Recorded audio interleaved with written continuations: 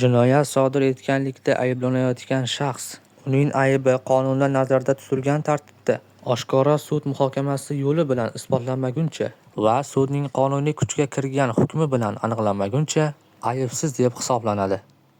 Ayblanuvchiga o'zini himoya qilish uchun barcha imkoniyatlar ta'minlanadi. Aybdorlikka oid barcha shubhalar, agar ularni bartaraf etish imkoniyatlari tugagan bo'lsa, gumon qilinuvchining, ayblanuvchining yoki mahkumning foydasiga hal qilinishi kerak. Gumon qilinuvchi, ayblanuvchi yoki sudlanuvchi o'zining aybsizligini isbotlashi shart emas va istagan vaqtda sukut saqlash huquqidan foydalanishi mumkin.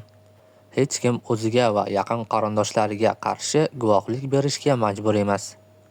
Agar shaxsning o'z aybini tan olganligi unga qarshi yagona dalil bo'lsa, u aybdor deb topilishi yoki jazoga tortilishi mumkin emas.